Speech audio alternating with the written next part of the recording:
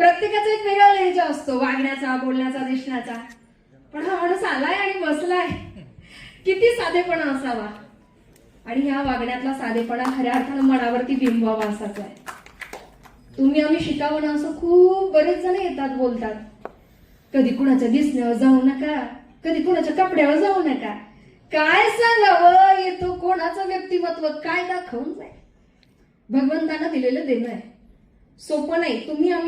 तुम्ही सगळे जरा सरपंच आहात, मोठमोठ्या पदांवर आहात. आपल्याला का मिळालंय, भगवंतानं का द्यावं. महाराष्ट्र नाही, महाराष्ट्राच्या बाहेरचा प्रदेश बघितलाय, भरपूर माणसं बघितलीत, 12 प्रकारच्या भाषा बोलता येत आहेत, राज्य बघितलीत, गावाच्या गावं बघितलीत. मगाशी जुन्नर तालुक्यातलं दादांनी पारनेर तालुक्यातल्या गावाचं वर्णन केलं. अशी कितीतरी गावं बघितली.